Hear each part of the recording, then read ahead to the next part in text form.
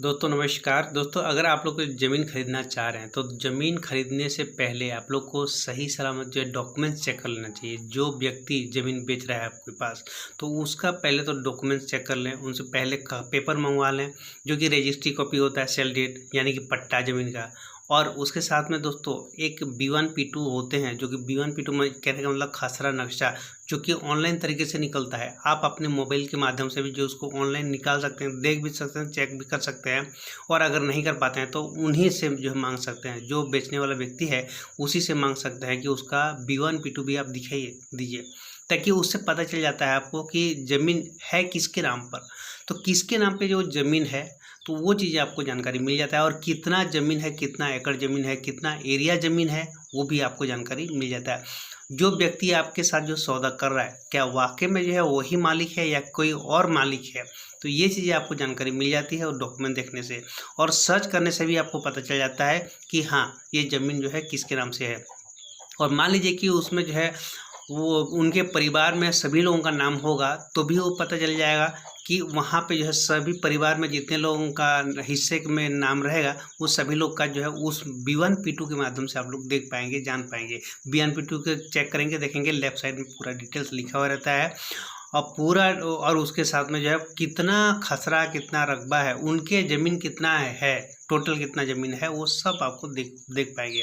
और उसमें से कौन सा प्लॉट वो बेचना चाह रहे हैं आपको, वो भी आप वहाँ से जो है फाइंड कर सकते हैं, जानकारी ले सकते हैं कि हाँ ये प्लॉट आप बेच रहे हैं और इस प्लॉट में इतना ज़मीन है और इतने में से पूरा ज़मीन बेच रहे हैं या फिर आधा ज़मीन बेच रहे हैं, वो भी आपको जानकारी मिल जाता है।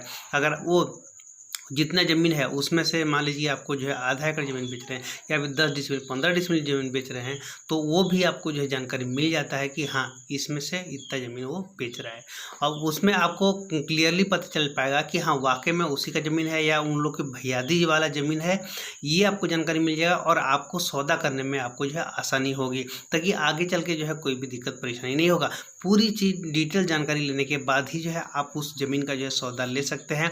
क्योंकि बहुत बार क्या होता है कि कोई एक भाई अगर मना कर देगा कि हाँ इस ज़मीन को हम नहीं बेचेंगे, दूसरा भाई बोलेगा कि हम बेचेंगे बोलेगा, तो इस टाइप की भी कहानियाँ होती है। तो उसमें परफेक्टली जो इंडिविजुअल एक ही आदमी के नाम पर वो ज़मीन है या फिर जो है कई लोग के नाम पर ज़मीन है, उसको आप सही सलामत भली भांति आप चेक कर लें, तब जाके जो है आप सौदा तय करके जो है तब आप एग्रीमेंट बना देते हैं। आप ज़मीन को कोई दिखा देता है, दिखाने के बाद जो है तुरंत आप जो डिसीजन ले लेते हैं कि हाँ ये ज़मीन लेना है बोल के आप तुरंत अगर एडवांस दे देंगे ये ज़मीन मेरा है बोल कर कह देगा और आप उसको दे देंगे तो ये गलत हो जाएगा।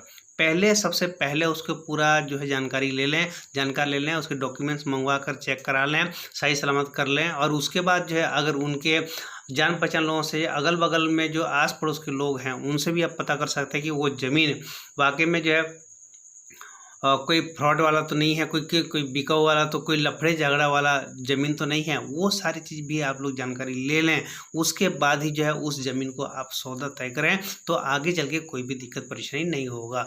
एडवांस पैसा देने से पहले ये सब डॉक्यूमेंट्स को, इस सारे डॉक्यूमेंट्स को चेक करना बहुत ज़रूरी होता है। अगर जो है टैक्स भर रहे हैं, ठीक है, टैक्स रसीद पटा रहे हैं, तो टैक्स रसीद किसके नाम से जो पट रहा है वो भी आपको जो है चेक करना है।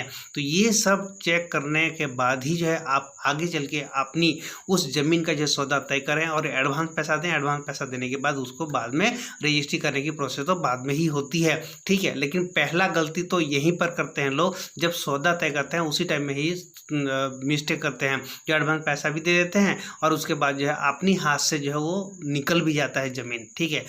तो इस तरह बहुत सारे धोखाधड़ी होता है ज़मीन जायदाद के मामले में। तो ये सारी चीज़ जानकारी लेकर, देख ताक कर, समझ कर ही जो है आपको ज़मीन की सौदा तय करना चाहिए।